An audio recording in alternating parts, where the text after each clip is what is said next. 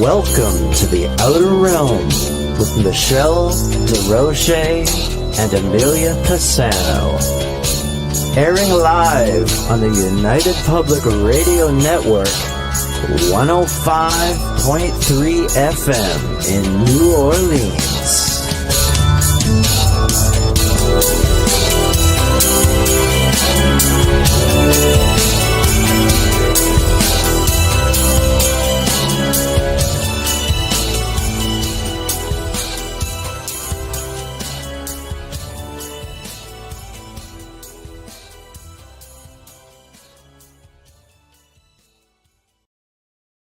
Good evening, everyone. Welcome to the Wednesday night segment of The Outer Realm. We are broadcasting live on the United Public Radio Network, UFO, Paranormal Radio Network, 105.3 FM from the Gulf Coast and 107.7 FM from beautiful New Orleans. We're fully sponsored by the amazing people over at Folgers Coffee who have been a part of our journey for the last 5+ years. So thank you, Folgers. We could not do it without you, nor would we want to.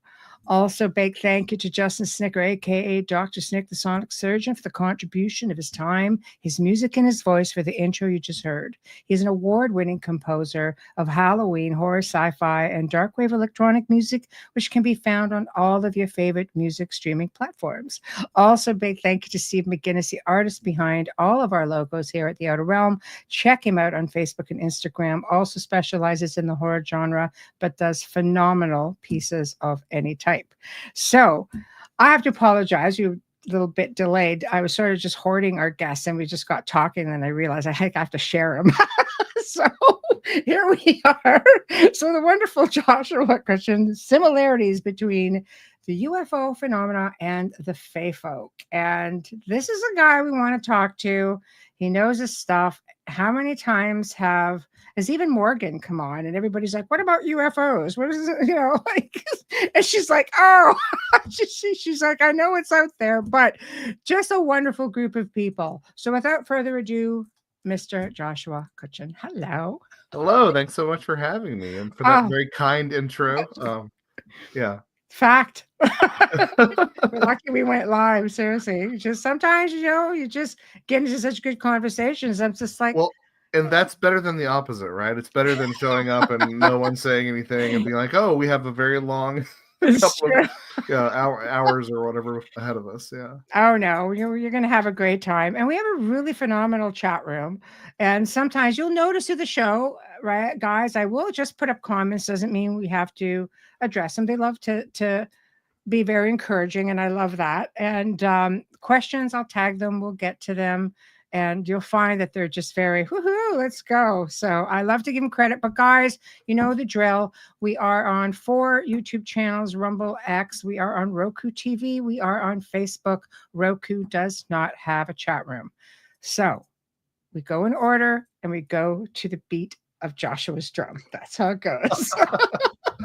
So, heaven help us. Heaven help us. It's going to be great. So, okay. I have to ask, humble beginnings, we don't just all, I guess some people are born into it, crazy families and such. And, you just grow up with these great tales. But for some people, it's to do with experiences, so on and so forth. So how was it for you? Well, you can have a crazy family. I guess my family is crazy, but I love that. I can't really boast a psychic, sensitive family or anything. Oh. I just had an open family, Love that. And so I was raised in a Christian household, but there was never this sort of, suffocating attitude of what can and can't exist because God's in charge of everything. So if God wants there to be ghosts, there it goes. If God wants, let there be ghosts. And yeah. I know plenty of Christians who would disagree with that nowadays, but it was a very open household. So I would be interested in sort of these strange topics, and my parents' attitude was like, well, at least he's reading. They'd see me running around with a book on something strange, and they'd be like, well, at least he's reading. So at least he's reading. It was never discouraged, kind of encouraged. I grew up as sort of what I always like to say is I grew up as a monster kid. So the first film that I ever saw was the 1933 King Kong, and anything involving creature features and monster movies Ray Harryhausen and Stan Winston were sacred names in my household. Yeah, the old black and white. Yeah. Oh yeah. Yeah. So that was that was a big part of it, which, you know, if you're a monster kid, you kind of gravitate towards the ghoulish and the strange and the unusual. You too. My dad had an interest in Bigfoot as well, so I was kind of a Bigfoot kid for the longest time. But Yeah. you know, so I suppose that I really sort of came into my took my final form, I guess, if that's where I am right now. I got a desk job that was about an hour away, so it was an hour there and an hour back, and this was back in around 2012, and that was, you know, I love that there are so many paranormal podcasts right now, but it's hard to keep track of them. Like, they've just exploded over the past like 7 years or They so. have. You know, and back in 2012, like, it was kind of a manageable set of shows that you could keep track of. My shows that I put into heavy rotation, and it really rekindled a lot of interest in this. So, but the actual moment where I can sort of pinpoint precisely where I taking these first few steps was I had gotten an Amazon gift card from one of my sisters-in-law that I ended up buying a Bigfoot book with, and it was J. Robert Allen, Rain Coast Sasquatch. It's a wonderful book. Yeah. But I was reading it, and I happened upon a passage that sort of it was a light bulb moment for me, I guess, because I'd always sort of been interested, for whatever reason, in fairy folklore and that sort of food taboo that if you accept food in fairyland, you'll be stuck with the fairies forever. Oh. I'm sitting here reading this, and it's talking about one of the tribes in Alaska and their version of Bigfoot called the Backwus. And it says, you know, if you accept food from the Backwus, you'll be trapped with the Backwus forever. And I'm like, that. And then I started thinking through the implications of that, right? Because like, and I think you're left with three things, right? You're either left with, you know, oh, there was a global culture that transmitted these sort of superstitions and beliefs. Maybe that's one option. The other option is that maybe the collective unconscious is really a thing, like Carl Jung would have said, and there's some sort of software that we all have, or people are interacting with this class of beings, and the stories are the same across the, you know, across the Pacific, on separate sides of the world, because that's just the way that these things behave. And to me, any of those three possibilities, you know, a worldwide civilization that we don't recognize, the collective unconscious, or actual spirit, or, you know, pretty cool beings. Yeah, exactly. But I don't see any other way around it. It's got to be one of those three things, that you'd have people in, you know, the British Isles talking about fairies and talking about, you know, Bigfoot in Alaska the same way. Like, it just, I don't see any other way that could happen, that those traditions would sort of come up individually. So that was the impetus for my first book, which was A Trojan Feast, which was looking at the exchange of food and drink in these encounters. And you know, I feel very honored to this day that the book was very well received. You know, one of my most surreal moments to this day is the fact that you know, I grew up reading, among other things, Jerome Clark's The Unexplained. Wonderful sort of anthology of things. And, you know, flash forward a decade and change later, and I'm reading a review of from Jerry Clark of A Trojan Feast, and it's saying kind things. So, like, it's one of those sort of pinch me moments where it's like, I never thought I'd end up here. So I made it. And so, from then, and you know how this is. Like, your name gets attached to these things, and you're kind of like, well, I can't back out of it now. No, I've got it stuck with it now. I've got the scarlet letter on me. Yeah. Yes. So it was full speed ahead, and that was 10 years ago now. Wow. So it's been quite a journey. It sounds like we grew up in, you know, a similar family, but for me, it was my mom into like everything. My dad was kind of like, no, it's ridiculous. Things like that don't happen. Then I become an adult, and he goes, "Oh yeah, this used to happen all the time. I've seen this. I've seen that." Like, wait a minute, it made me feel like I was a ridiculous child. It's funny how you'll talk to people and they'll say, "Oh, you know, nothing's ever happened to me," and then you sort of press them a little bit, just the slightest bit of pressure, and they'll say, "Well, there was that one time that this kind of odd thing happened." Oh yeah. I find that happens a lot. Gosh, I wish I could even say that. You know, he just like, I guess it's a sign of the times. We don't talk about things like that. Oh, you know, 2 decades later, oh God, yeah, blah, blah, blah, blah, blah, blah, blah. All the stuff's going on. I'm sitting there going, I asked anything experiences. And you always say absolutely not. Right. You know. So well, you know, if you don't acknowledge it, maybe it doesn't exist and things are normal. And I mean, it might be some of that older logic. Yeah. Oh, well, maybe. But now I'm just kind of like, well, it's a good thing I had a chance to talk to you guys before you were gone, because you know, I never would have known. So, you know, I love ancient folklore. I love ancient, civilizations. I love the stories. I love the connections because I believe everything high strangers. I believe it all connects in one form or another. Whether it's just through our own projection or whether it's just all a thing. And this is something that comes up a lot, not just with the Fae, but even, races. Like some people say vampires and dogmen. Those are all different extraterrestrial races. I'm like, wow. It seems so far-fetched because of what film has done and stereotyped it all, but I don't know. Right. Yeah. So I would agree with you in the broadest sense that I think that if these things are not all the same thing, I think that they're very much related. The Venn diagrams overlap pretty significantly, right? That's what I would say. Yes. So to that extent, I do think that it's interesting to me what you sort of alluded to about people saying, oh, vampires and dogmen must be extraterrestrial. What I see in that statement is the way that our collective culture, collective Western culture is probably a more accurate way to put it, has sort of really swapped out the exact subject that we're talking about today. Because, there was a time when everything would have, the go-to explanation would have been something like fairy, Yes. The way that we use, supernatural or paranormal, certain cultures might have used, terms like fairy in Europe. Yes. Another good example of that was there was a Netflix series that was I believe it was an Icelandic series called Katla, I believe. And long story short, like it's got these supernatural doubles, and there's a lot of strangeness happening in this town, and people seem to be replicated. And the answer at the end was like, oh, there was a strange meteorite that crashed down from the sky and gave everyone these, was causing all this strange behavior. And I'm like, well, that's exactly what it is. It's we've swapped out magical explanations for anything that comes from the stars, and then we're just like, okay, that's it. It's alien. That's it's become a substitute for magic, right? And I'm not so sure that I'm not so sure of the use or the utility of that, if that makes any sense. Because I think that there's such consistency and parsimony in the way that these sort of older fairy stories were presented that I still see echoed today in the modern UFO stuff, and quite honestly, in the Bigfoot stuff, as well as the cryptid stuff. That I think that the general average paranormal interested person would be very well served to be aware of these older traditions too. So, is it just that people were seeing things, and like I always go back. Like I'll back up for a minute. I always go back to even, Enoch and Ezekiel and, the different things that you would read about that through the book of Enoch. You're thinking he's on a craft. Oh my God, Enoch's a freaking sperm donor. Like you start to realize, right? You start realizing like you just have to read between the lines.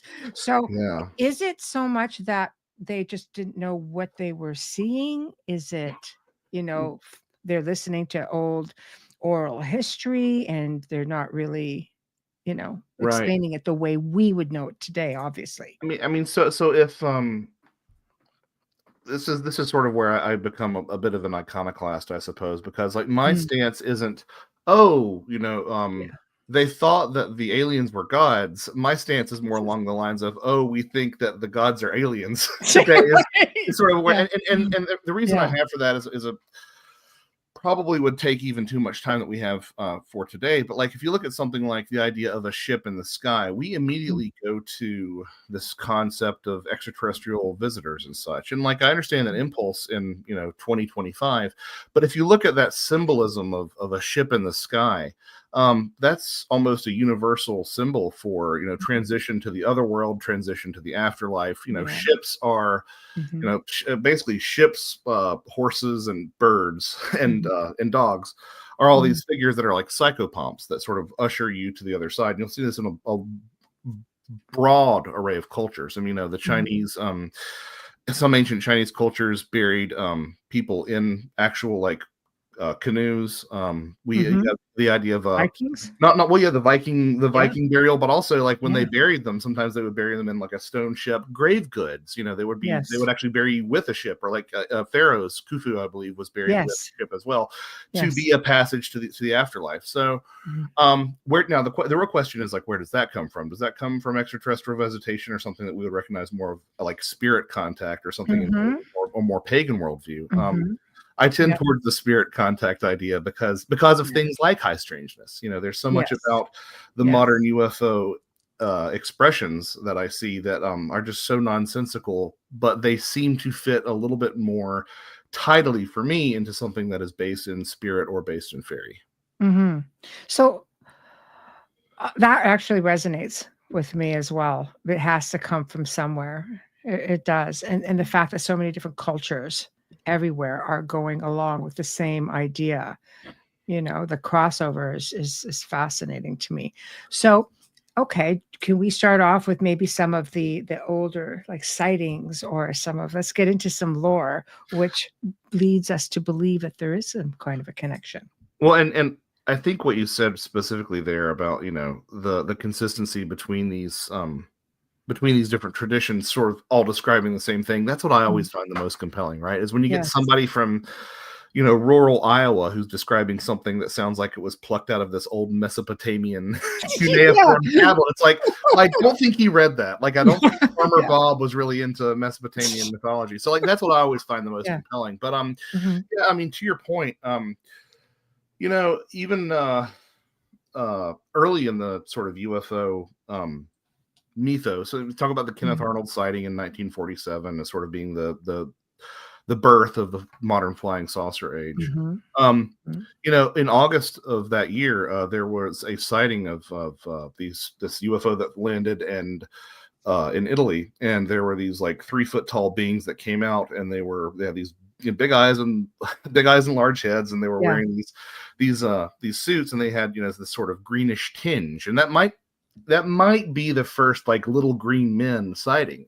But it doesn't take much imagination to say, well, little men in green, because green is a fairy color. It's true. So right off the bat, you have sort of these suggestions. I researcher who I'm acquainted with by the name of Chris Albeck, he does wonderful work, sent me a series of clippings where they were talking about, basically UFOs and things like pixies were being mentioned in the same sort of newspaper article. It's like, well, the Irish have their leprechauns, and the Cornish have their pixies, and we Americans have the little men in the flying saucer. So like right away, it seems like this was sort of getting picked up on before it sort of got subsumed by the mythological narrative. And I could, you really want me to, like, I can just go through the laundry list. Okay, this is your show. Go crazy. Yes. So feel free to interrupt in about 45 minutes. I'll catch up. So another thing that I find really interesting is how anomalous lights are always context dependent, right? And what I mean by this is, like, you see one in a house and it's a ghost, and you see one in the sky and it must be a UFO, and you see one across an old ancient hill fort in the British Isles, and you're like, oh, it must be a fairy light. But at the end of the day, it's still a ball of light. Like, so I think it's interesting that that's some connective tissue throughout all those things. You've got a lot of stories of UFO occupants brandishing wands, even in the modern era, as paralyzing people, and sort of using them to control or manipulate folks. And the wand is actually a very ancient fairy accessory. Wings, not so much. Wings are a relatively modern invention. I'm sure Morgan probably talked about that. Yeah, we talked about that too. But I actually asked Morgan, I'm like, what about wands? How old are wands? And wands, stretch back thousands of years into some of the older Oshi depictions. And sure enough, like, fairies could paralyze you or levitate you or things like that. What else? You have this idea of fairy rings, which you still, if you have a landscaper, they might have a little form for you to check. Do you have fairy rings in your yard? The circles of mushrooms. It's a circular mark on the ground. It seems a lot to me like crop circles, or what we used to call saucer nests back in the 50s, which were these depressions of, especially in like swampy areas, of large round depressions. Like it's still Mhm. a circular feature on the ground that we associate with both these things. Mhm. The idea of being pixie led. Again, it's so nice that you spoke to Morgan so recently, because y'all may have talked about this, but it's Yeah. a very common idea that in certain parts of again, Ireland and the British Isles, that the fairies might lead you astray. They might either sort of encourage you to wander into an area that you aren't familiar with, or you might be going someplace that you're quite familiar with, and you suddenly turn around and everything is suddenly unfamiliar. Yes. And you hear this very similar scenario play out in a lot of the alien abduction literature. You'll have people who are recurring lifetime experiencers, and they'll say things like, I was driving down the road, and for some reason, I just didn't know what came over me. I had to turn down this road. And at the end of the road, there was a field that I'd never seen before, and there was a saucer hovering above the field. And that's when another one of my experiences happened. So that's Yeah. another sort of thing that I think is similar. Yes. Yes. Some of the other big ones, because we can get as granular as you'd like, but Yeah. missing time is a big aspect of this too. See? In fairyland, you might go and it might feel like a day, but it's been a year or years. Yeah. Or similarly, it might feel like years and it's been a day. That's very similar to what on a grander, more fanciful scale. That's very similar to what a lot of people who have UFO contact experience. Well, where they'll be doing something and they'll see something odd in the sky, and then they'll look at their watch, and suddenly it's hours later than they thought it should be. The modern UFO researcher will say, oh, well, they were taken aboard the craft and they were given some sort of amnesia, but like the end effect is the same, is that your sense of time dilates in the presence of whatever this thing is. Yes. Yes. You've got a lot of the fairy animals are also seen in UFO encounters. Okay. So fairy animals being so like fairy deer, for example. There are some traditions that say that the deer are basically the cattle of the fairies, and alongside things like owls, deer are one of those common things that show up in screen memories. There's a very famous example that Bud Hopkins detailed of Virginia Horton, one of the abductees that he worked with, alien abductees. And her story begins with her following a very strange and compelling deer into a forest, and then she has this whole UFO experience. But speaking of animals, livestock mutilation, we currently associate cattle mutilation with UFOs. There was literally a time in places, again, like Ireland and the British Isles, where if you saw an animal that was dead in a field, you would say, okay, well, that's one of the fairies' animals. And interestingly enough, there was this idea that you shouldn't eat this animal that the fairy had killed, because the fairies sort of eat this intangible substance from their food that's called foison. It's like the strength, or like the nutritive power of the food. And so if you ate it, you would become sick. And sure enough, what do we hear with these modern cattle mutilations but the fact that like they die and then the scavengers never touch them, right? It's almost sort of this is true. I'll be real honest with you. We've got things like glamour and shape shifting, which that's what screen memories are, right? It's just the way that the fairies could change people and things. Yes.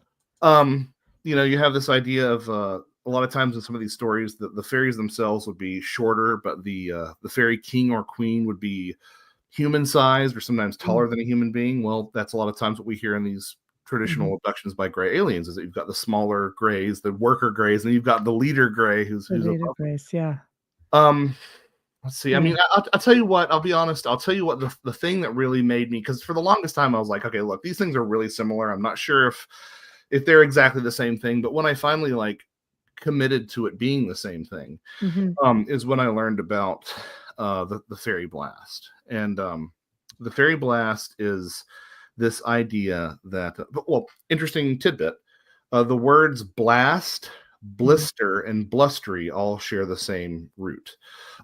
Because there was at one point a belief that if you offended the fairies, they might give you, they might hit you with a blustery blast of air and give you a blister.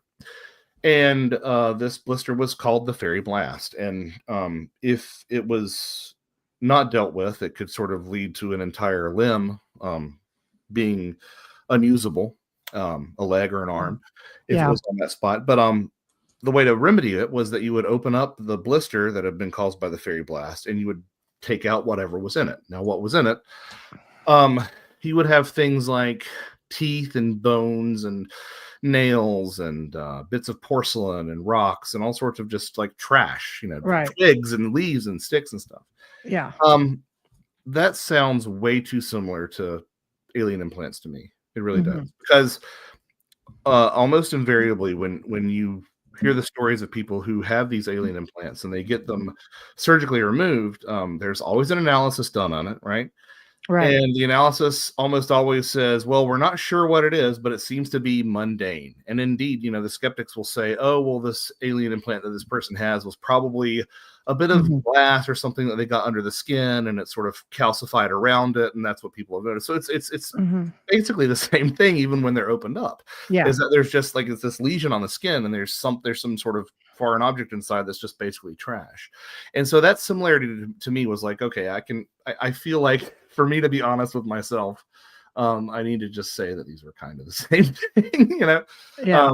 Yeah. And so and then the more you start looking, the more you see things like there are these older fairy stories of someone being taken by the fairies, and they're like, beating on their spouse in bed for them to wake up, and they don't wake up. That's exactly the same thing that you hear in the alien abduction stuff. Right. And it just keeps on going on and on and on like this. Now, I want to be clear about something too. I probably should have said it from the beginning. Okay. A lot of these observations I have made, and I don't think other people have, but like one of the first people to make these observations was Jacques Vallée.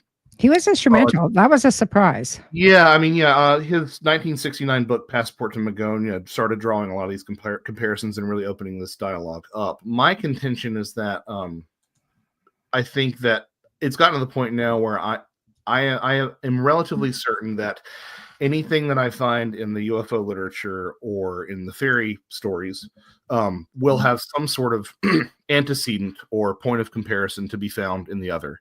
Even if you have to sort of like, tilt your head and squint to make it work, it seems to be really consistent. I mean, another example that you don't hear about as much anymore, but there was at one point it was very common to hear that alien abductees would wake up following their experiences with their pajamas on backwards or their clothes on backwards. You may have heard about that before. It's interesting to me that in some of these stories involving the fairies, one of the ways to sort of escape their magic and to leave fairyland was to invert a piece of clothing. So I don't know exactly what that means, but still, Yeah, it's different. It is. Yeah. It's a different thing. But again, it's another one of those examples of like, well, it kind of sounds the same, because at the end of the day, like both people, the experience has ended and your clothing's on backwards or inside out. Yeah. So there's a similarity there, a sort of consistency of expression, I would say, that has really made me reevaluate a lot of these things. And Yeah. the other thing that I think I should probably say, and then I'll actually take a breath, Don't worry about it. Go crazy. is that people misunderstand me. I feel like not as often as they used to, but they still they do from time to time. Even though I said, no, we're misinterpreting the gods for aliens. That's sort of my cheeky way of offering my viewpoint. Yeah. What I really feel at the end of the day is that extraterrestrials isn't right. I don't think fairies is right either. Like it's this thing. This how would you label it if you? I would say that there is an intelligence. Sorry, I have to really sort of sidestep around this to put this right. Yeah.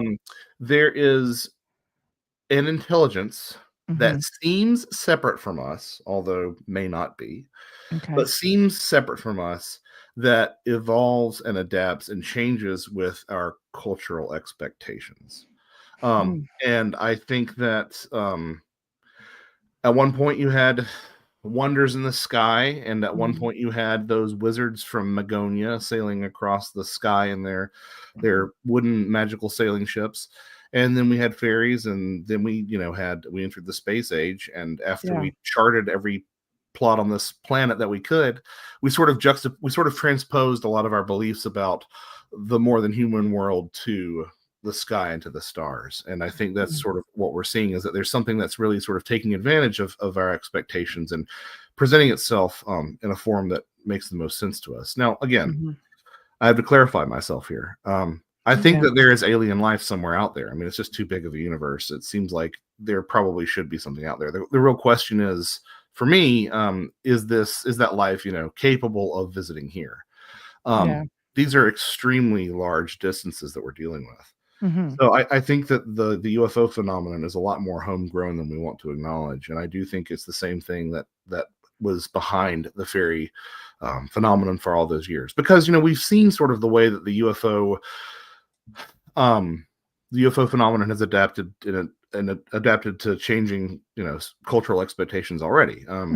This is something that Veli talked about, but, in the early 1900s, people weren't seeing, flying saucers. They were seeing these, sort of steampunk airships. And then in the mid 20th century, we got flying saucers. And then we got the black triangles around the time of the stealth bomber. And then, I would argue that now we're sort of in drone tic-tac land, where that's what people are seeing. God. Yeah.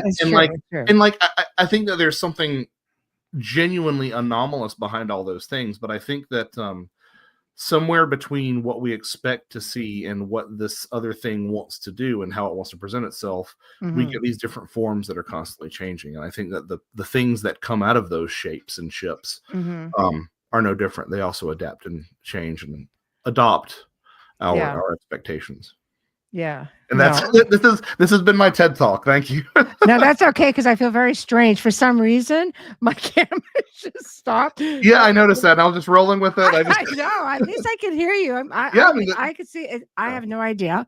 I can't even guarantee I could fix it by popping out and coming back. It's just weird. But I don't know. It's never happened. So I'm not quite sure what to do with it. But at least I can hear you. At least you have. Maybe it is the camera gremlins are out. Maybe, but at least I look somewhat whimsical. I don't know. It's crazy. I'm honestly just glad to know that it wasn't just my camera. Because it's usually something on my end that messes up. No. Like you say, maybe it's just like the fairies in the machine or something. I have no idea, but at least I can hear you. You can hear me. Yeah. This is good. It's theater of the mind territory, folks. Oh my God. Yeah, my listening pose. I know. I'm just all kind of like, yeah. This is there. If this gig falls through, you can be a great ventriloquist like that. I mean, I can't see your lips moving at all. No. Mark says, Michelle's scaring me. I'm scaring me too, man. I don't know. This is bizarre. Oh my gosh. I do find it very interesting that Jacques Vallée, who is this, big, detailed UFO researcher, is just, so logical, finds that not just with the Fae, but he does specifically mention them, as well as so much of this ancient, these myths, maybe they're not, maybe we really are, onto something here. Yeah. And I think that, I think that the point that I've tried to make is that I'm not saying that it's not aliens. Like, I don't think that it is, but I'm not trying to get anybody else to believe me. Like, I'm not a champion or and I'm not trying to evangelize for the state, right? I just feel like this approach has historically been pretty underserved, right? And that the only narrative has been, it's not from here, it's not us, so it must be from the stars. Yeah. And granted that's changing. A lot of the people I talk to about UFOs have a lot stranger ideas nowadays. But so that's part of what it is it's more about like championing an idea that hasn't, I don't think, gotten enough attention than it is me saying that like I'm right. Like I think as long as we can all agree that the UFO phenomenon is uncanny and again high strange, then we're on the same page. Now there's another there's another layer to the rabbit hole to go here. Good, let's do it. If you really want to. So of course I do. This is the thing that sort of confounds me, and it was one of the main reasons that I wrote my my 2-part series, Ecology of Souls, is that if the UFO phenomenon seems to resemble the fairy traditions, then what do we make of the fact that a 12th century version of Passport to Magonia Yeah. wouldn't have said that, you know, it wouldn't have said, "Oh, UFOs look like fairies." It would have said, "Oh, these fairies look a lot like our human dead." That's probably what it would have said. I'm Yeah. not sure how far you got into this with Morgan because I didn't have a chance to No, we didn't get into UFOs because she goes, or, "Oh, or yeah, well, into fairies and the dead oh, specifically. yeah, well, Yeah. yeah. Um, Yeah, we've touched on a lot of things. She's been on several yeah. times, so. But you know, there is an argument to be made that you know, one of Mhm. my other favorite fairy experts besides Morgan, Simon Yeah, Young has made before.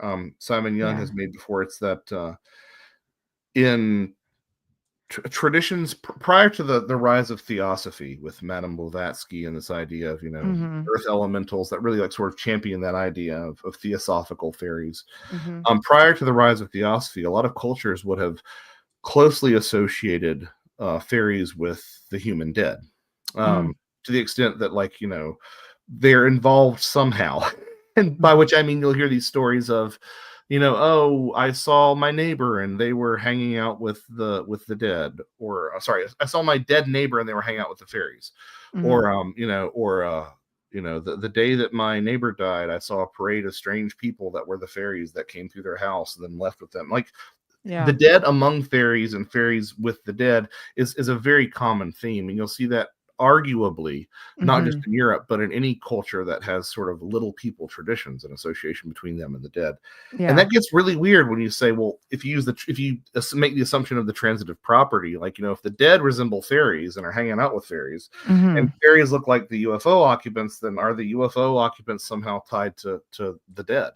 Mhm. Um, and that's the case that I tried to make over the course of 260,000 words in Yeah. 2022's Ecology of Souls, which again might not be some place we want to necessarily go tonight, but it is something that I think is worth mentioning. Is that there seems to be a connection between UFOs and the dead, which is one of the more disturbing That is, connections. I've never actually heard that connection. Now, I know that the paranormal connection Mhm. is very similar to that of alien abductions, right down to the smells, the sounds, the bright white lights, all of that, sleep paralysis, things of that nature.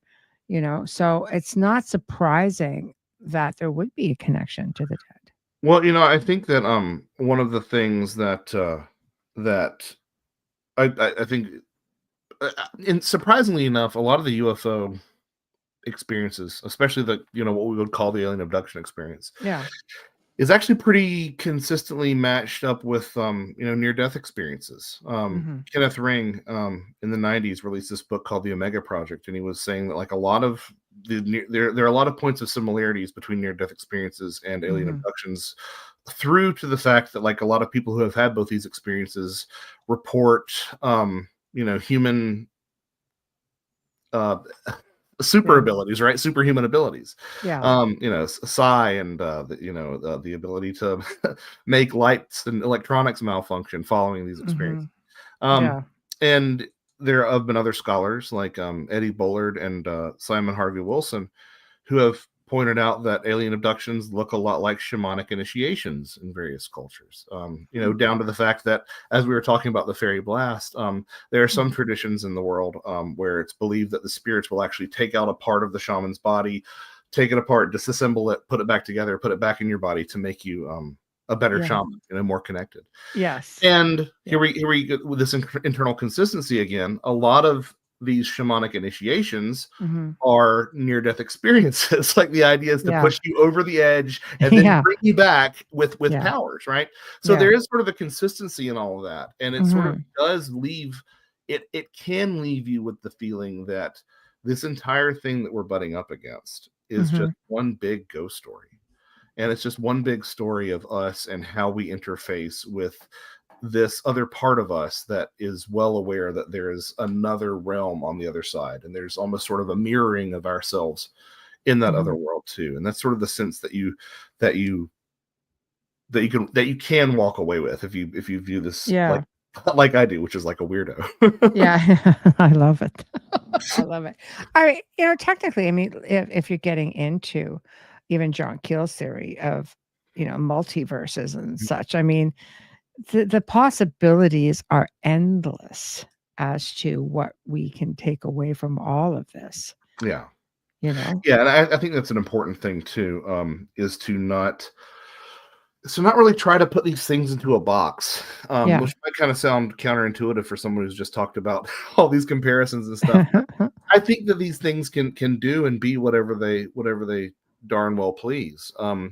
You know, I have a good friend who is the editor of several of my books, and and who I'm working on a book with right now, Barbara Fisher, and she, you know, was one of these people who, you know, a bit like Morgan, was quick to dispel fairy myths, right? And Yeah. Barbara was always doing that. And one of the things that she was saying was like, you know, no, they're not cute little women with wings. Those aren't fairies. Like, you know, they're darker, often bigger. Like they're you know, don't have wings. They can levitate, but they don't have wings. That's an invention of you know, artists in children's books. Right. And then like it was around that time that she was saying that she had one of her more impressive experiences with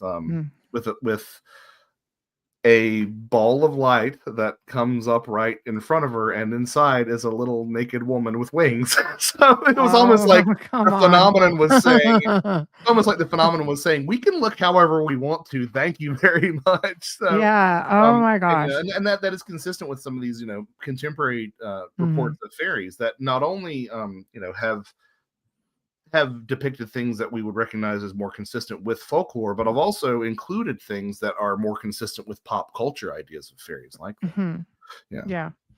Yeah, I would agree with you. Sherry says her uncle told her today that when younger, he looked out the window and there was a tiny man or being and a big black horse. He felt a rush and it knocked him down. Do you think this could have been a fairy? You know, I mean, I have a lot of questions about heritage and where that was and like what happened before and after, but just from that, I would have to say probably. I mean, you know, that would be what the direction that I would head in. You know, I made an allusion to fairy animals earlier, and fairy horses are their own sort of little rabbit hole about, you know, them being excellent steeds, and depending on who you ask, they were different sorts of colors. But those animals that were psychopomps, you know, dogs, horses, and birds are also animals that are strongly associated with fairies. So the fact that there was a horse there as well, I mean, there's a lot of symbolic potency too to that. This is in Newfoundland at the very eastern. Yeah. Then, heck yes. I mean, like, you know, stone throws away from like England and and you know, so there's been for a long time, and again, Morgan's going to dispel this in an upcoming book that's coming out. But there's for the longest time there was a belief that you know, when fairy folklore came over from Europe, it just took root in like the Northeast and Newfoundland. So now, of course, as like I said, Morgan's got this book that's coming out that's showing how like, no, it made its way through Appalachia, and you can find it all the way through to the West Coast, right? But like I say that to say that Newfoundland is so steeped in fairy folklore. There's a great a fantastic actually documentary that you can view on YouTube called The Fairy Faith, and it's free and it's amazing, and I think it was done through Canadian Public Broadcasting. But you know, there was a time in my life when I would like watch it once a year because it's so good, and it's specifically about Newfoundland fairy traditions, a lot of which mirror those that were in, you know, the British Isles. It's wonderful. A lot come out of there. There's a lot of stories that come out of there. I mean, just even, you know, an hour away where I spent like decades living, I used to do tours out there. And one night, Morgan's just like, oh, I need to know more about this story. One night we had roughly about between 40 and 50 people on this tour, and everybody was taking pictures of this specific area. And it was like a bush, basically, a really big, crazy cedar bush of sorts. And it was all lit up like Christmas lights. And I know, and everybody's like, they're touching it, everything. I'm just sitting there going, somebody send me a freaking picture. I said, cameras going off everywhere. Nobody ever sent a picture. I'm like, you can't be serious. It's just like, what was wrong? Unless it didn't show up on camera, or maybe that, or, you know, if this was, you know, was this pre-internet, or was this? No, this was like internet time, but we saw it people all could have in stayed person. in touch, I guess. But yeah, no, I totally believe you. Yeah, I mean, so there's something interesting. I'm not sure that So I have a good friend that I wrote my 2 Bigfoot books with, Timothy Yeah. Renner, Yeah. and Tim has this saying that, like, we have permission to get audio of these things, but we don't necessarily have permission to get to get video or photographs. And It's true. sometimes I think that's Yeah. really true. Yeah. Oh, yeah, we were all sort of flabbergasted. The area is known for a lot of UFO activity as well. But I'll tell you, it never happened before that. In all the, a couple of decades that I had worked doing the tour, and it never happened afterwards. And eventually the people cut down the tree off their property. I wouldn't have done that. I mean, I know. That's what I thought. Like, ooh, that's not going to work out in your favor. So, but it is interesting. Quick question. Mish says, where do gnomes fit in with fairies? Well, the whole gnome. I saw Alan's comment about psychopomps not being an Irish lore. Yeah, I mean, the psychopomp is a universal concept with, like, Anubis in Egypt and Hermes in Greece. Yeah, it's a very common concept. Yeah. But gnomes. Well, so this is kind of where the whole theosophical angle comes in, right? Theosophy really did sort of adopt some ideas that Paracelsus talked about, and he talked about sylphs and undines and gnomes and things like that. And yeah, Paracelsus sort of, I don't know if it's fan fiction or what, right? But like I would tend to sort of I would almost not even use the term gnome. I mean, I would in talking to people on the street because they're not going to know these next terms. But I would when I would say something about gnomes, I would probably lean towards the Nisa or Tomta of Scandinavia, Sweden and places like that, which do have the sort of garden gnome appearance. That's where we get that garden gnome sort of image from. Right. And they, household spirits of the sort of fairy variety, because fairies could be solitary or trooping, as Catherine Briggs would say, and they could be, of the household, or they could be of the wilderness. And Tomtas would be, Nisa and Tomta would be like solitary household fairies. Right. But in some instances, again, they were conceived of as the spirit of a previous, owner of the farm, or an ancestor around the farm who was helping out with things. So again, you've got this sort of like little thing about the dead coming in too. Yeah. But Nisa and Tomta are 2 things to look into if you're interested in more about gnomes. Yeah. Gnomes. I don't know what it is about gnomes. I can't. I can't. you can't believe in them, or they frighten you. No, neither. It's just weird. They just look like they're always up to something. No, it's true.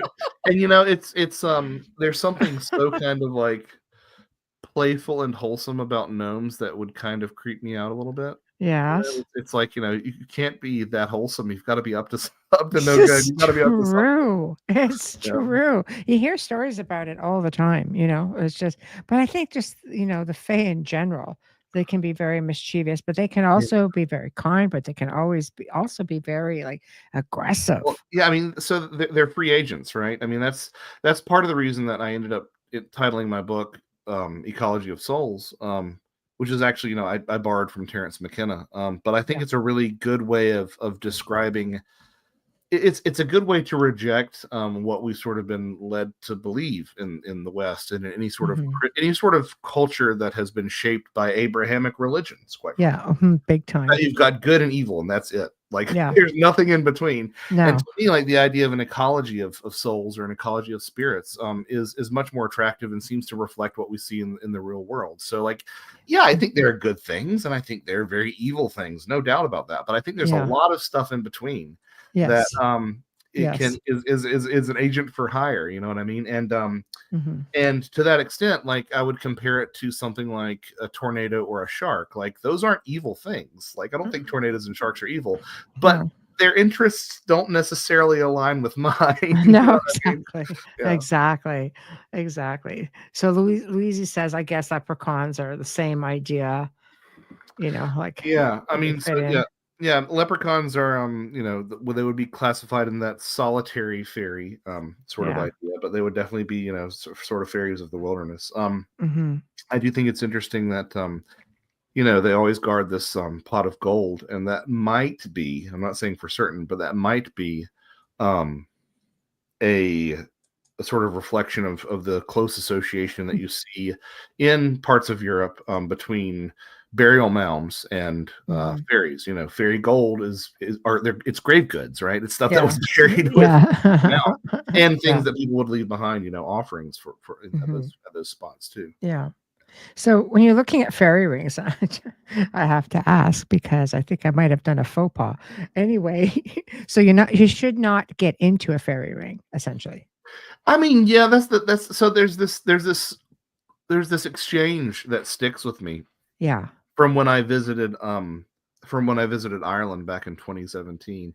And I Yeah. was in a bar in Dublin with like some 20 something, and we were talking about fairy folklore because I'm a giant nerd, right? Yeah. And this guy basically says, like, you know, of course I don't believe in fairies, but I'm scared to death of them.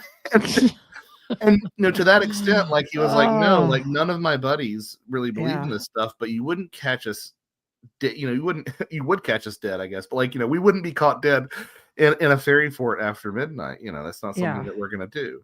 Yeah. And it's really interesting to see like the sort of respect with which you know, even some of the more cynical members of that culture Yeah. might treat some of this fairy lore. And so to that extent, yeah, I mean, I wouldn't go stepping into it, that's for sure. Oh, Yeah. well, I was in Scotland, of Mhm. course, they have a lot of the big Yep. fairy rings, but they're like big swirly things. Mhm. And we're right near the Fairy King's grotto, right? So Yeah. I know it's terrible. I had to look at my adult son and said, "Take one for the team. Go have a look in the grotto." Yeah, yeah, right. And he did. He did. He totally crawled in there. I said, "Leave shiny things. That means money right now. Just leave money." Yeah, so, yeah, whatever so you can, make this right. Yeah. exactly. So I'm in the fairy ring, and I did. I just left lots. Just kept dumping coins because everybody's dumping things, and the guide says no. Just they really like shiny things or leave gifts, and so I was very respectful. I wasn't ridiculous, and I just sat there and in my mind I'm telepathically saying, I'm leaving you in exchange and thank you for allowing me to step within your space, and I tried to be very respectful with it, but Mm. I didn't necessarily know at the time that I really couldn't be in there. The guard's like, yeah, just get in there and just leave. Always leave this exchange. And when I'm in there, I'm going, oh, see, right now, I think I really have to make nice because obviously the guy didn't get the memo. Yeah, I mean, so yeah, that was one of those things that I did when I had the good fortune of being over there. It's like, Okay, I don't feel bad then. no, no, no. Well, no. Well, what I would do is Yeah. like we'd have breakfast, and then Yeah. I'd snatch an extra bit of bread or an extra roll, Yeah. and I'd carry around some spare coins, and Yeah. everywhere I'd go, I'd leave that behind, sort of cover my bases. Yeah. But yeah, and I wonder sometimes about how much this stuff can affect you if you're not like super superstitious about it, if that makes any sense. Absolutely. Because and I'm not saying to say, I'm not doing that to say like, oh, it's all in your head, right? I'm not saying that at all. I'm just saying that like there's something, I think that there's some sort of interface between these intelligences and us where they resonate with enough belief in them that sort of gives them the ability or permission or strength to actually do something. So like, yeah, if you were so concerned about stepping into that fairy ring that you wouldn't have stepped into it for love or money, right? Then and you had stepped into it, then maybe something bad would have happened. But like still you were kind of like, well, it'll probably be okay. Then yeah, you are probably okay. Yeah. Well, I just basically kept, saying, okay, like thanking them for allowing me to be within the space and, having, I'm going to leave this behind. And after a while, I just found myself fixing stones that tourists had knocked over and I'm putting them back in alignment with the circle. And the guy's like, I don't think you need to do that. I think you just need to be quiet because you just may have got me to the major fairy trouble over here. So, so yeah, but it was definitely an experience, and they have like the fairy pools in Scotland as well, which I thought was very fascinating to spend time around. The energy is just so incredible. Yeah, Scotland's on my bucket list, but Oh, it's beautiful. I mean, yeah, I remember just if it's anything like Ireland, I mean, and I know plenty of people were like, "Oh, I thought Scotland was, just as gorgeous." But like, yeah, there was this feeling like just driving through the countryside where it's like, "Oh, my chest hurts constantly because it's so beautiful." Like, there's something inside me that feels like it's being broken. Yeah. No, it's true because you realize at that point, just like I think I'm living on the wrong side of the planet. I want to stay Yeah, here. Yeah. I talked to a friend of mine who was like, you know what that feeling is? Like that's the feeling of home, right? Like, that feeling. I'm like, Yes. yeah, probably is. Yeah. I'm not Irish, but I am a Mick Cutchin, Cutchin. So um Exactly. so Exactly. closer than I am now, that's for But sure. Here in Georgia. I think home. I think it's just something that is just long gone. I think you know how you have that feeling of having a void, and you Yeah. can't quite figure out what that void is, where it comes from, and then all of a sudden you find yourself drawn to a place, and you go to this place, and you realize you're not feeling that void, but that could Yeah. be that sense of anxiousness that you're feeling that's filling that spot. And you're like, why am I feeling that way? Yeah. Yeah, no, Home, that right? that totally makes perfect sense to me. And Yeah. there are some times when my my Yeah. my wife would see me and I would be like hugging a stone wall and crying, and she'd be like, "What's wrong with you?" I'm like, "Just give me a minute here, we're working through it." No, but I can totally resonate with that. You just find yourself, you just want to go sit and curl up someplace and just be left alone and ponder and take it all in. And it's hard when you're on some tour. It's easy when if you can by yourself, or if you have somebody who at least who walk you around. Now I know so many people over there. I'm like, I would never have to take a tour again. Even though the tours were great, I was treated like bloody royalty. It was great. But I'll tell you something. There's nothing like going with a friend. Right. And now that when you start making friends, you realize they show you things that are not on the tours ever. Right. Yeah. I mean, honestly, like, look, I can't say for certain because plenty of people have had extraordinary experiences at, tourist Yeah, absolutely. I locations. have. I've had great times. But I kind of wonder if some of those spots don't get sort of worn out, Hmm. and I kind of wonder if it's if it's a bit like the restaurants in a city or something, right? Like Yeah. Yeah. it's a great secret, and then everybody goes there, and the quality suffers, and you've got Yeah, to it's really true. find a new hole in the wall to go to. It's And I kind of true. wonder if some of these sites might be like that, where the power is sort of retained because they're not constantly subjected to people tromping over it and taking photographs and such. I think you're right on the money with that. I feel that in some places you're apt to have more of an experience if you're by yourself than if you're in with a group of people. You want to have a fairy experience. Chances are they're going to wait till you're off on some corner by yourself, which I did. I wandered around. We're Yep. in the Highlands, I'm up on a Mhm. mountain. It's just like I am going to find my own little sacred spot here and be left alone and see what happens. Of course, nothing did, but I have had, incredible vacations where I had an incredible experience when I was in the pyramid in Egypt. And that's only because I was such a good tipper. The guy let me into another section of the pyramid and I was down there by myself. But I mean, for us, it's nothing to tip, but for them, it's like a month's rent. So I was just grateful for the information he gave. And they were so poor, especially at that time, that our guides were like, anything is very, very appreciated. So I did. And I end up coming up in this chamber way down at the bottom. I was down on my belly going down there. I come up and there's like this spirit Egyptian man. And he's just had this white, well, almost, I'm not, I'm inclined to say toga, but obviously it wasn't a toga. He wasn't Roman, but Right, right. he was clad in that manner. And I'm, thinking I'm being like extremely brilliant, trying to explain to this man, you don't realize, that you're deceased, trying to think Right. about it. And he goes, no, you are. And I went, baby, okay, I'll go with that. Because how the hell do we know? It's interesting. I It's turned really around and took off. I took no. my What's really interesting about that is that there's this great anecdote that you can find in some of the older fairy literature, like yeah. it's in the Patrick Kennedy and like Crofton Croker, some of those older things, but they talk about the fairies laughing at funerals and crying at births of human beings. Oh wow. So it's like there's this like idea that Wow. there's like a revolving door or something, Yeah. like between celebration here required, is a tragedy there. Yeah. And Hmm. it's there's more that could be said on that, but like it is kind of this idea of like who is which side of the veil is true death? That's a good question. Well, that's kind of, what I was thinking. It's just like, no, you are. And I'm like, okay. Like who's to argue, right? I'm just going to take my camera and go home. You may be right. Yeah. Yeah. Well, who's going to argue it? It's like right now, do you know I have checked everything on my computer and my camera shows functioning? Fairies. I don't know. Yeah, it's got to be it. Joshua, this has never happened. Well, I mean, You broke my camera. I'm kidding. It's the because this is UFOs and fairies. It's the fairies and the Men in Black working together. So I'm getting a double whammy, is what you're saying. Yeah. Double whammy. It's very perplexing, but I have to say, it's very interesting all at the same time. So, okay, I'm just trying to look through some things.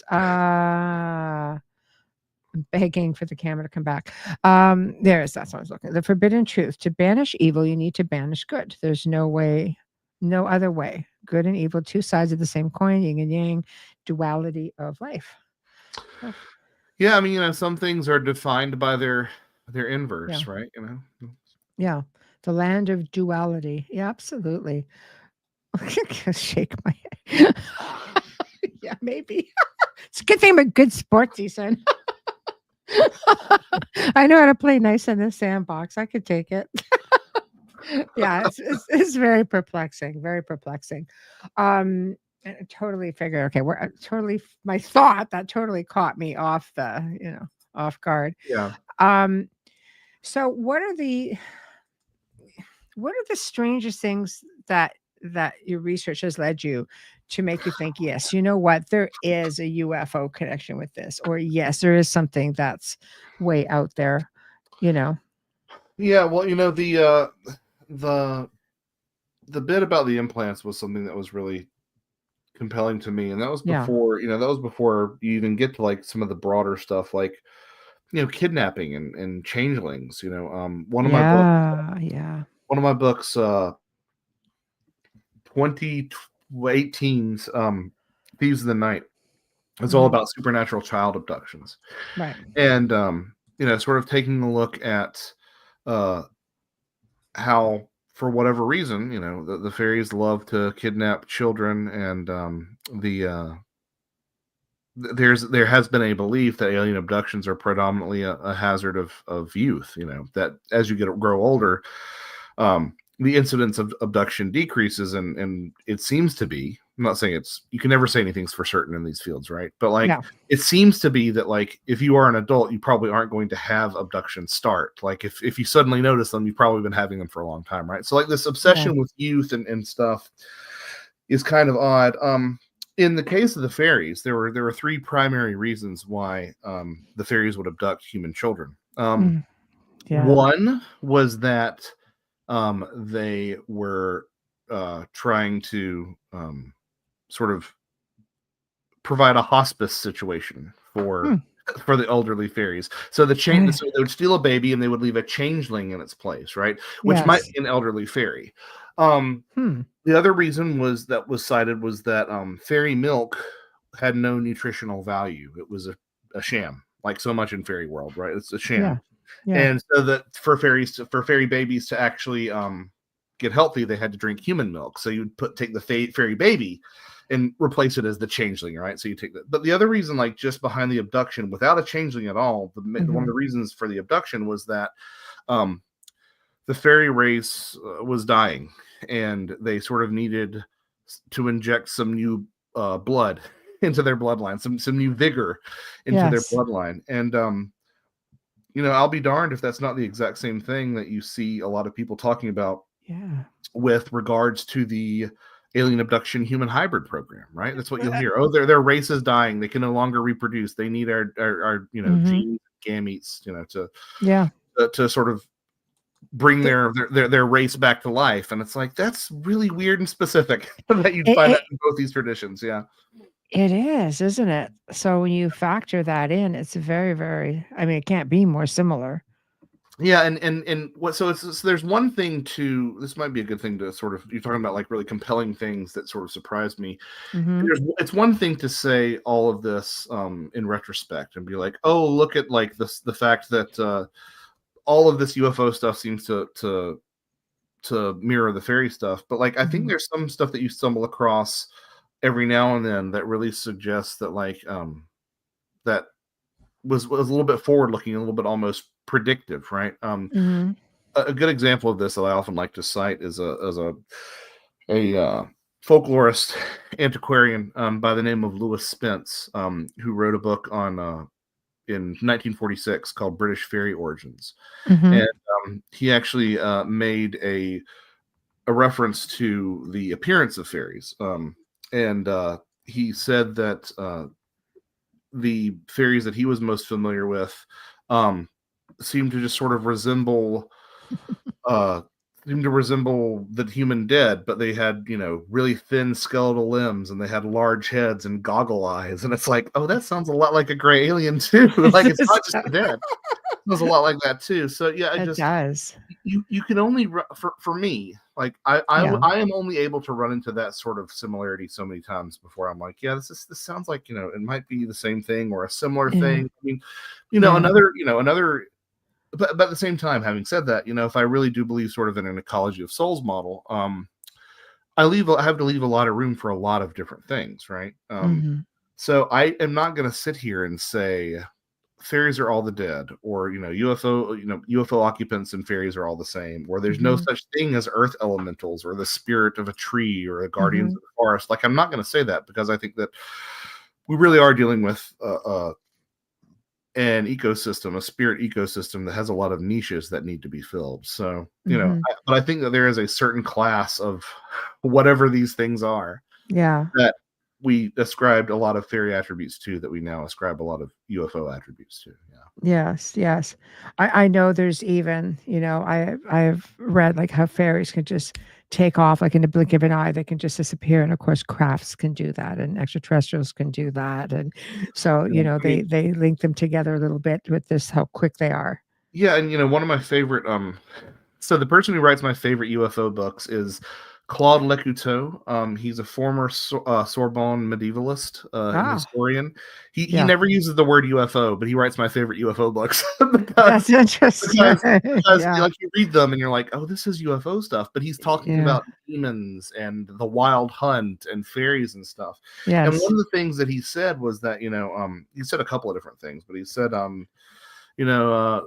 the wilderness is the conservatory of paganism, and that puts me in the mindset of how many of these experiences do happen in sort of the untamed corners of our world. But the other thing that he said was that there's such a strong correlation between fairies and sources of water. Yeah. Springs and grottos. A lot of these churches in Europe Hmm. sprung up, pardon Yeah. the pun, Yeah. on what were old ancient springs and sort of sacred sites to pagans. And this Hmm. is no more explicit than in something like Our Lady of Lourdes, that famous Marian That's true. apparition. Yeah. That was that was sort of a grotto that had sort of a reputation as kind of being a fairy grotto, and the apparition of Mary Hmm. that encouraged that the church to adopt that particular manifestation of the Blessed Virgin Mary Hmm. um was described as this little woman in white, like small woman in Yeah. white. So so you've got this idea of fairies really having an affinity for water and grottos and springs and stuff. And Hmm. then you see those charts of UFOs and the incidents of UFOs being seen around water sources. Yeah. And it's Yeah. like, is that a thing too? Like, is there some sort of connective bit there, or is it the fact that human beings kind of have to live near water? But No, you know, because there are photographs of UFOs taking water up, straight up a right? chute right into a craft. Like there's Yeah, definitely a water thing. yeah. The UFOs have been seen extracting water from reservoirs, and this is without Yes. even getting into the transmedial expressions of Yes. UFOs that come out of or go into bodies of water. So it's like, Yes. is there something to that as well? The fact that Mm. these associations between bodies of water and fairies too. So I don't know. It might look. I'm completely honest about, Yeah. or I try to Yeah. be completely honest about the fact that like when all you have is a hammer, everything looks like a nail. Like I get that. It's true. It's Um, easy to do. It's easy to but do. some of this, and in some cases, that's probably what's happening, right? I'm gonna try to be that honest, right? But Yeah. in other cases, it's real weird and specific, like that bit about the bloodlines being dying out, or like the fairy blast. It's like, okay, well, that's so on the nose. Like, You know, it is. yeah, It is right on the nose. yeah. And I have to say, you know, I've got friends who live in the south of France. I have a friend who he's in Texas half the year, and then he's in the south of France half the year. He does tours out there. And I've been to the south of France. If you haven't, I highly recommend it, especially if you're looking for fairies, because there are some ancient sites down there. And there's a lot of ET activity. You know, he sends me pictures of tours, and there's a freaking UFO right behind this one woman who's loving lighting it and has no idea. There's literally in the middle of the day a UFO behind her. But these are the same areas that also have fairy sightings Yeah, and that's the thing is like, and you look at places, portals, you know? yeah, no, I totally get it. Like dolmens and Yeah. stone circles and standing stones. These are places that have always had fairy Yeah. associations and are also like UFO hotspots. Glastonbury Tor, that's another Yeah. famous example of a place that like Yeah. once was thought of as like a fairy space, and now it's a UFO hotspot. So Yeah. yeah, just it and like but here's the other thing. Like we have to sort of be honest with this. Like, are there do things that are on the other side of this veil? Does the non-human world, the more than human Yes. world, does that just use similar mechanisms when it gets over here, and that's why we see all these similarities? Is that why we're seeing these similarities, or is it something along the lines of like, well, of course these things appear in similar ways and in similar places because of something like Keel's window area Mm-hmm. hypothesis? Like it Mm-hmm. could be that too. But Mm-hmm. what I want to buy is people saying there's no connection between any of this stuff whatsoever, because it's like, boy, like some of it's so. I don't, Josh, I have to tell you, I work with incredible remote viewers throughout the world. I do a lot of energy work and such. And, you're tapping into this location. All of a sudden I hear, holy shit, there's a bunch of fairies in this spot. I'm like, what? Yeah. Wow. And they're like, no, seriously, like there's high concentrations. And I have to tell you, a lot of times they're around the mountains. This specific site was in the Adirondacks, and there was just an area over there which was near water. And I know that I know, I can narrow it down a little bit because water and Adirondacks pretty much are, abundant. But Right. but the thing is that there was a really high concentration of them at that time. So it's like, do they just sort of pop in? Because we know there's also a lot of UFO activity in that area also. Right. And this brings up another thing that I really hadn't mentioned, but like Fairyland was often underground, right? That was the location of Fairyland. Mhm. And we have this sort of like pop culture belief in underground secret extraterrestrial UFO bases like Dulce and stuff. Yeah. Or we have these, or if not that, fairies having an association with mounds of earth or mountains. Yes. Explicitly. The dwarves in the mountains and stuff like that. And where do we see a lot of UFOs around mountains, don't we? Places like Mount Shasta. And interestingly enough, like the combination, the connection between like the burial mounds and fairies and the dead, like that's pretty obvious. There are dead people in the burial mound, but like it's interesting to see that some cultures in Europe thought of the mountains as being like the space for the dead as well. And of course the dead live underground, and that's sort of that connection too. But like the mountains were the space where like the domain of the dead as well. And we're all like in certain parts of Scandinavia were almost thought of as like longhouses for the dead. So it's just like you got the dead and UFOs and fairies everywhere you go. They seem to hang out together. Isn't it strange? It's like just a big crazy circle. Like that's, I mean, everything somehow connects. And there are places, I think there's this stereotype where people automatically think of fairies and they don't think they can be on this side of the world. Everything's on the other side of the world. Right. Yeah. And that's a bit like saying like, isn't Christ just in Israel? I know he's everywhere. Like, he is. No, I don't think it's I don't think that's the way that works. Yeah. And and it's very clear to me that like look, if these things come from us, like they're a projection that we're sort of putting out there somehow, then obviously they follow us. But even if that's not the case, it seems pretty clear to me that they follow and they track with belief pretty closely. Mhm. That they do migrate with people to places Mhm. that they go, Mhm. as they sort Mhm. of transmit their belief. It's kind of funny. Like every now and then you'll read a bit of fiction that you're like, I think that might be pretty close to how it works. And American Gods. Not commenting on Neil Gaiman's character, right? Yeah. But American Gods, that novel, you read it and you're kind of like, this might be kind of how it works.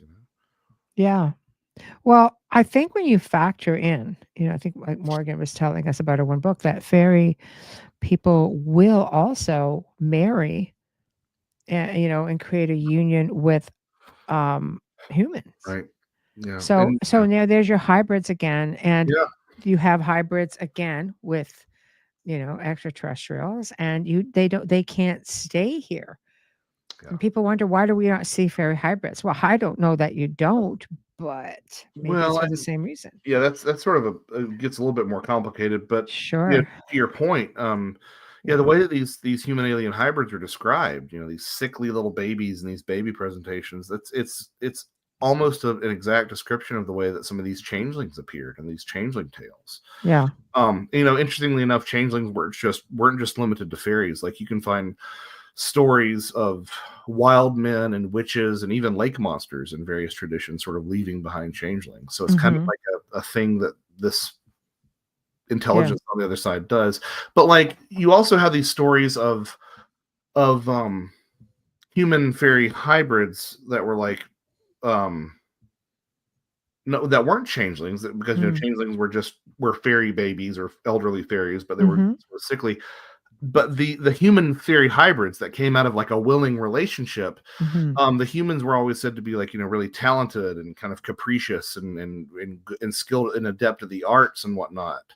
And I read that description and I'm like, oh, like indigo children, Yeah, like yeah. star Sure. children, like Yeah, indigo yeah. children. Like it sounds to me That like the exact there same. it is. Yeah, there it Yeah. is. Now again, how literally do we take that? And this is something that I wrestle with a lot, because I know I have had interactions with people who claim that they're not too many generations removed from an actual like fairy relationship, like they are human fairy hybrid to some degree. Yes. Similarly, I'm sure you've met people who claim to be human alien hybrids. Mhm. And this seems like a question that we should be able to we should conceivably be able to uh, resolve pretty easily, Mhm. right? You take a blood sample and let's look for anomalies. Like Yes. we're done. Yes, yes. And I don't know how often that happens. And I feel like from the times that I've heard where it does happen, there aren't a ton of anomalies. Like we can have conversations about Rh negative blood and some things here Sure. and there, but like so I don't really know what that means when someone tells me that they're a hybrid of some sort. Like is that a literal hybrid, or is it like a metaphysical, spiritual, like they're like part of their spirit is part, alien Mhm. or fairy? I don't know. Like for me, the jury is out. I tend to view that That's a tough one. yeah, I tend to view it more poetically than I do anything else. And I think Yeah. that, because as you might be able to tell at this point, like I do tend to think that most of this stuff we could describe as spirit. Mhm. I tend to sympathize with the idea that these are sort of spiritual unions rather than like a physical Mhm. action that has I'm Mhm. literally, my DNA is half fairy and half Yeah, human, or yeah. half alien and half human. Yeah. Um, But I and mean, if so you that's get where I was into worried about. negative blood type, it only did show up roughly what, 30, well, 30, was it 30,000 years ago, 10,000 years ago? Something like that, Yeah, something I mean, crazy. Yeah. yeah, and that's a whole rabbit hole that I haven't spent a ton of time in. But like, Yeah. there are anomalies. I just wonder if sometimes like we keep trying to. A lot of us are so obsessed with like trying to prove these things, Oh, playing by yeah. scientific rules, and I'm not sure that's the kind of way that you're going to prove these things, or even if you Mhm. can prove these things using that system. Like I think these are Mhm. truths that are a lot bigger than what materialism would have us engage with. I think it's important to not focus so much on it, because realistically, when you look at what, you know, a lot of contactees and abductees, experiencers end up catching the eye of the powers that be, so to speak. You may not want to stick out That's like part a of it. sore thumb. You know what I mean? Yeah, but I think that there are a lot of people who are really passionate about this, and like I Yeah. think that there are people who are so passionate about it that they want to have that moment where they like Mhm. go up to a scientist and they say, "I told you so," and Yeah. I just don't know if that's the right way to be doing this. So. Yeah, I'm always on the fence with anything that could attract unwanted attention. No, yeah, Um, you've got a point with that too. Yeah. Wayne says, I had so many strange disturbances in my motorcycle shop that I spoke to someone about it without batting an eye. She told me I had gremlins in my shop. Are gremlins similar to the Fays or some kind of an association? Yeah, so if you want the simple answer, gremlins are the Fae. But Aha. the real answer is a little bit the real answer is a little bit more complicated, right? Because like Yeah. gremlins do seem to be like a World War II aviator's invention of folklore, right? Like Hmm. you can't really look too far back and find something in, I don't know, you know, 13th century Brittany that was called a gremlin or something. You know, it Yeah, doesn't right. exist. Like it just sort Gremlin. of, it just sort of popped Yeah. up, fully formed as a gremlin. But Right. Yeah. Yeah. having said that, like the things that gremlins were accused of are certainly the things that would have been accused of, that fairies would have been accused of in Yeah. a variety of different cultural settings. Yeah. Yes. And you know, even, and this will be clear. Like we've been focusing on Europe here a lot, but like, you know, I'm always struck by the fairy and little people traditions of you know, the Hmm. American Southeast Yes. where I am, and Yes. the Cherokee, who had a really robust belief in various fairies Hmm. from the Nunyonahi to the Yunwi Chunsi, and like the Yunwi Chunsi Hmm. would do that exact same sort of thing. Like they'd steal food off the table Yeah. when you weren't looking, or they'd rearrange, you know, they rearrange dishes and stuff, like poltergeist kind of stuff. So Yes. um, Yes. and so yeah, so these are fairy things that you would see associated with the gremlins too. Yes. Interestingly enough, the Nunyonahi, that sort of uh type of Cherokee fairy, Hmm. um, I find really interesting because they are one of the few New World fairies that you'll see that are explicitly associated with earth mounds, Yes. which you know, is really interesting given the close association between, you know, mounds in Europe and fairies. I think that's really interesting, and it says to me Hmm. like, well, maybe they're just dealing with the same thing, and that's why they Maybe. have that happen to them. But there's a really interesting Yeah. story about uh a band of the Nunyonahi who went to a Cherokee village Yeah. up near Nottely town, in sort of like the kind of near Franklin, North Carolina, but like sort of the Georgia, North Carolina, where they meet. They went to this Cherokee village, and they said, you know, if you can fast and be silent for, you know, a week or something like that, Hmm. then we'll take you with us when we move our townhouse, because the Nunyonahi always lived in townhouses, which were often mounds, right? And according to the story, like on the last day, the Nunyonahi mound lifted up off the ground and flies over the Cherokee village. And now picture what that looks like. It looks like Yeah. Yeah. it looks like a dadgum flying saucer, right? Like, you know. Um, Yeah. and Yes. then according to the story, like the Cherokee, this particular village was so upset and so anxious that they cried out in fear, and then the townhouse fell, and that was sort of the creation myth for one of the mountains in the area. But like I always found that to be a really interesting story, because you've got this unidentified flying mound, you know. Yes. No, And that's crazy though. yeah. That's hence why you have to be freaking silent, right? No, it totally does. Yeah. And you know, what's interesting enough is that there was a similar belief in, like, you know, especially you'll find this in parts of France, like you were alluding to, like Brittany and stuff, Yeah. where there was a belief that menhirs, or, you know, these standing stones, would actually, like, you know, lift up and turn and pivot or go off in search of water. So you kind of got a similar theme there with these ancient monuments sort of going Mhm. off and wander. And like, what would a standing stone look like if it was flying? It would look like a cigar-shaped UFO, you know? So it's like You're not wrong. you know, I Yeah. can't. And this is just where my Yeah. mind ends up going, you know. And I Yeah, but you probably have to because I mean, we're based on visuals. Well, right. a lot, even through oral history, a lot of it is just oral history, sure, but there are experiences and things that people are seeing. There's some of this stuff is still going on today. We have a young host on our our network now from the Navajo Nation. Josh, I can't believe the shit I hear. Oh, Pardon my French, but oh my goodness, the stuff that they experience. I'm like, this is like a perfect storm location yeah. for things, and again, the little people. Mhm. And it always seems to be the same thing. Very mischievous, they can be very helpful, but you don't want to really peeve them off Yeah. because then they could be a little bit aggressive. They sometimes steal children. They will sometimes take women. Yeah. Like, we start factoring that in. There's a lot of similarities. You hear it again and again and again everywhere, Yeah. everywhere. Um, and there are certain traditions in the New World that made that connection to the dead as well. So it's just, Yeah. but you'll everywhere you go, you find this sort of same things, and that's again, we talked about this a little bit earlier, but like Yeah. that is one of those things that I just find super compelling, and I guess it makes me sort of a comparativist, or like a part of why I'm a paranormalist is because I love finding these things where I'm like, Yeah. this thing over here that shouldn't have any connection to this thing over here sounds Yeah. exactly the same, and that's when I just get really excited. Yeah. Every time. And all of a sudden it's just like, holy crud, there it is. Yeah. I know. And I love how you say, like paranormalist. It's just like there's that logical edge to that.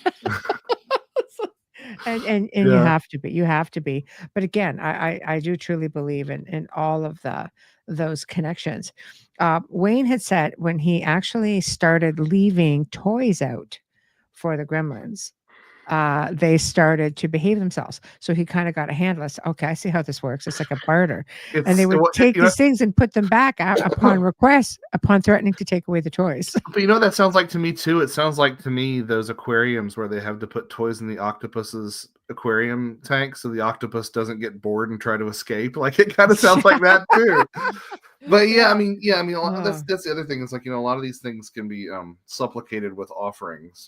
They just want to be acknowledged and want you to leave them a little something, and then a lot of times it'll fix itself. Yeah. Yeah. Yeah. Well, I don't know. I find that I think there's always going to be those things that we share space with, these beings, these amazing little cultures that are hiding, or I say little because I'm thinking Tinkerbell size, but I know that sometimes it could be, quite large. But I think back that once upon a time, people and the Fae, they actually had a relationship, and the Fae would help them, and they were healers and they were educators. And then along came the conditioning in the church. And this stuff can be found everywhere. I'm not picking on anybody.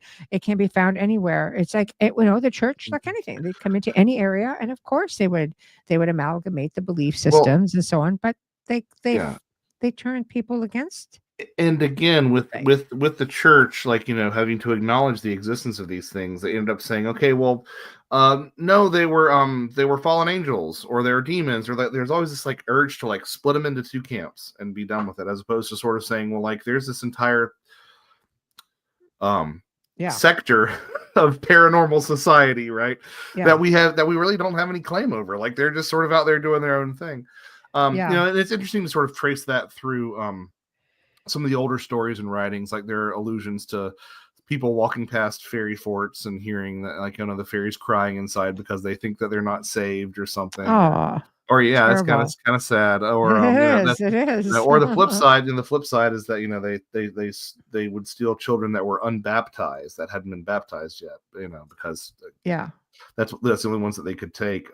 Yeah. But yeah, I think that we did have sort of more of an interaction with this. There's a fascinating exchange between C.S. Lewis and J.R.R. Tolkien, because they were fast friends and Yes. had a great amount of correspondence between each other. But Tolkien raises the possibility that part of the reason that we don't see these things anymore is because we are no longer a part of the place where we are. And what he really meant by that was like the fact that there once was a time where you were born in a spot and the food that you ate came within like several miles of where you were and where you It's were true. living.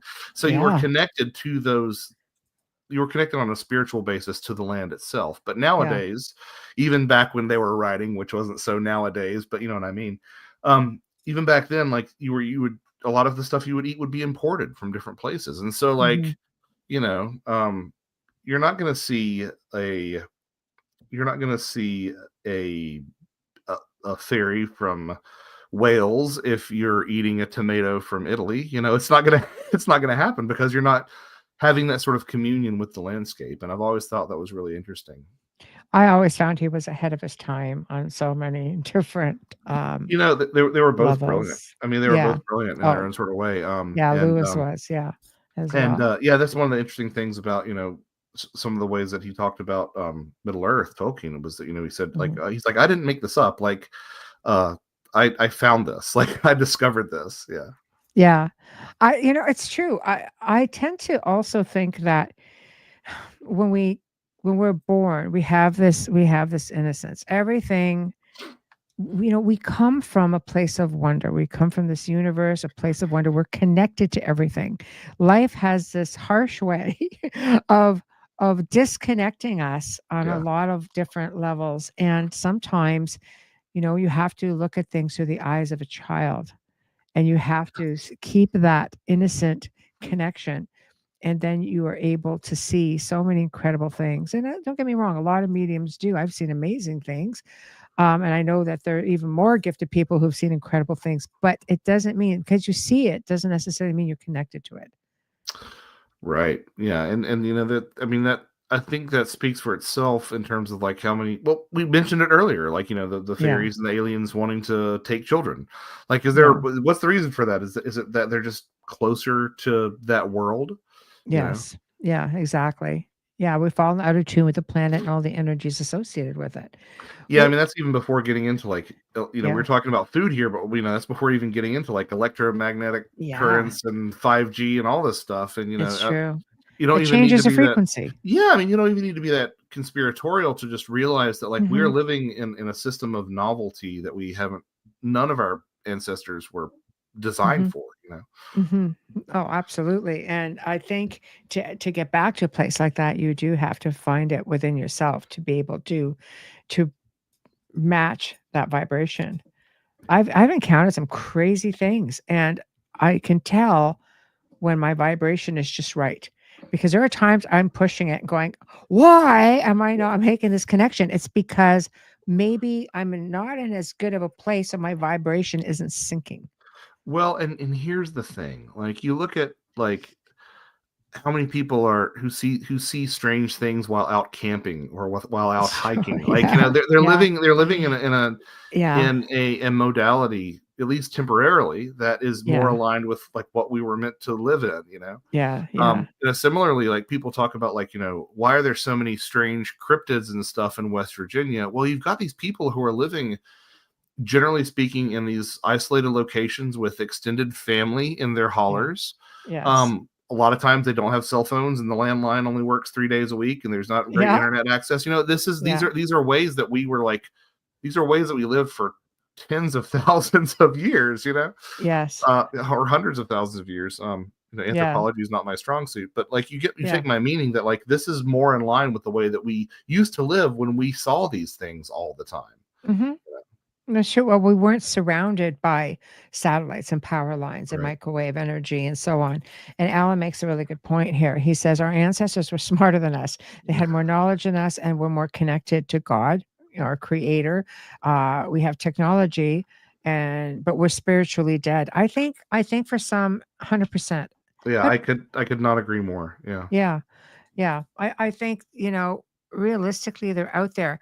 But that being said, though, if you saw, like, I'll ask this of you, after I make this statement. If you saw one, would you really know? So my question is, how would you know? If I saw a what? No, if we saw, like, looking for fairies, for example, some are like, Oh oh, they're yeah. these little like Tinkerbell, like little dragonfly, firefly thingies, but not necessarily.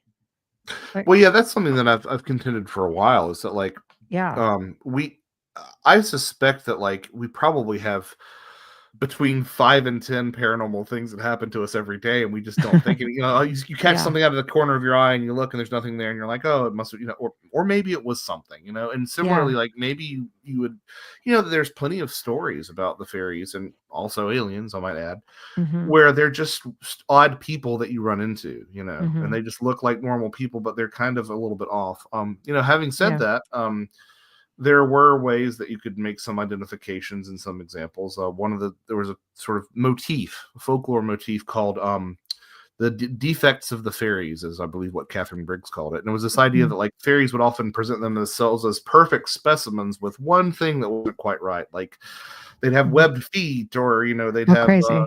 they'd have what was it, like I think maybe a hole in the nose, or just there'll be one thing that was just something like obscure, a little bit off. Yeah. And you'll find that exact same thing in jinn folklore of the Middle East, is that they'll say the same thing about the jinn, and the jinn have a lot in common with fairies as well. That's fascinating. You can read some of these Islamic stories of jinn. Yeah. And although they ascribe different origins to jinn than the Europeans might have for fairies, if you kind of swap out the word for jinn for fairy, like they read like fairy stories. You've got changelings, and you've got all these sort of different things. I think there's maybe even some stories that I've read that involve time dilation in the jinn. Like it sounds exactly like crazy. And again with the connections. And not surprisingly, if jinn resemble fairies, then it's not surprising that in the I think it was the 70s and 80s, Gordon Crichton, who used to be the editor-in-chief of Flying Saucer Review, was all about like saying, oh no, the UFOs are jinn, and it's another way of saying the UFOs are fairies, right? Yeah. The late Rosemary Ellen Guiley was definitely leaning in that direction too. Yes. Yes. Yeah. So yeah, it's you've got how would you know? I guess you'd have to look for some backwards feet or something. Oh, I know. See, I'm thinking of something a little bit more backwards feet. Even then, would you really? Okay, well here's where my weird comparative paranormalist. So the backwards feet you'll find on some psychopomp figures. I believe there was a Mesoamerican psychopomp who had backwards feet. Xolotl, I think, was the name of the dog psychopomp with backwards facing feet. Yeah. But you'll find backwards facing feet in some fairy narratives as well. And you'll find them actually in some indigenous Bigfoot stories. The Bigfoot have backwards facing feet. That's a really strange thing. I've run into some RD6 Killer Clark, who talks about indigenous stories of star people. Their UFO stories. Has a story about this star person who turns their head around completely backwards. So essentially, that is backwards facing feet, right? So you see these stories over and over and over again. Another weird one that just like you hear about it and you're like, what does this mean? Is there was a belief that in certain parts of, I believe it was, we're talking about like some of the Danish myths and stuff, that that some fairies would have hollow backs, and that was how they ate, was they like dropped their food and sort of drop it in their back, and they never let you see their backs, right? Yeah. Well, what's even weirder is that you'll find those stories of hollow backs in some Nepalese Yeti stories. They'll say that the Yetis have hollow backs as well, that they'll drop children into. That's crazy. And that's another weirdly specific thing where it's like, I don't know how those two cultures exchange that weirdly specific idea, and I don't see a way that it could have arisen without them exchanging that idea. So it's so obscure. Maybe there's something like that they actually both independently observed. It's freaky, but I think that's what makes it more enticing. So for me, this is I don't know if this is just conditioning when you're thinking about fairies, because I mean I've been to places and they've got like the fairy forest, and they've got all these cute little houses up there, and it's just walk through the fairy forest and have communication, but I don't know that is necessarily, is that just a conditioning because that's how fairies are supposed to look, like cute little things that live in little houses in the woods, or do you walk into fairy territory and the next thing you know, you get, dropped down a sinkhole or something? Yeah, right. I mean, because they went underground for some time, like, you know what I mean? Yeah, I mean, and I will say that like there's something so unique about fairy belief in general, how we don't really know where it came from. People will tell you they have answers, but we're not really pinned down the source of especially the European fairy belief. Hey, Michael. Yeah. And it seems to have been so.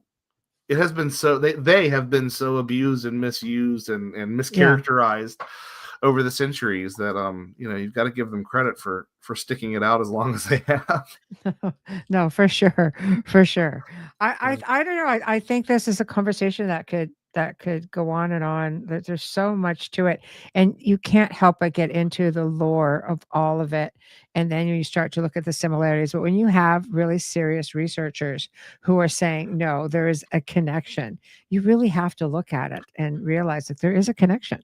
Well, one thing that I think might be a good way to sort of put a little cherry on top of this is one of my favorite authors on these topics, Patrick Harper, who wrote a wonderful book called Demonic Reality. Mhm. Had an observation about this sort of trope called the Exodus of the Fairies, or the Great Migration of the Fairies. And Mm. going all the way back to Geoffrey Chaucer, there have been stories of how the fairies are on their way out because, for various reasons, be it Christianity or civilization and increasing town footprints, right? Or in later And years, the Industrial Revolution. For whatever reason, the fairies are leaving our world, and you can see this in wow. Tolkien, right? In the Middle Earth, the elves are leaving Middle Earth. Yes, yes. But there's always been this idea that the fairies are leaving, right? And Patrick Harper, when comparing aliens and fairies, made this elegant statement, which was, we've been hearing for centuries that the fairies are going, going, going, but they're never Mhm. gone. And similarly, the UFO people will tell us Mhm. that the aliens are coming, coming, coming, but Right. never here. And that's just something that I stick with as like the most poetic summation of how these two things are so similar, is that sometimes they're similar in the way that they're opposite. Yeah. Yes, yes. Well, I think it would be very sad, if they did leave us completely Oh because no, they'll be here they're long here, after they're we're gone. hiding. Yeah. Oh, no, yeah. See that again, you're getting into that whole, they were here before us, they'll be here long after us, much like, getting into Hopi tradition and other Native American traditions or other indigenous stories throughout Mhm. the world, because they were very much more relaxed and open to communicating with ethereal beings or ET beings or just other races in general. And we're so uptight right now. Don't get me wrong. There's a lot of us who are very willing to contact. I'm an experiencer, so I've had amazing, communications and such. But there are people who just don't want to go there. They don't want to think about it. They don't want to, let alone blend everything in. But long after we are gone, yes, they're going to just who knows what we're leaving behind.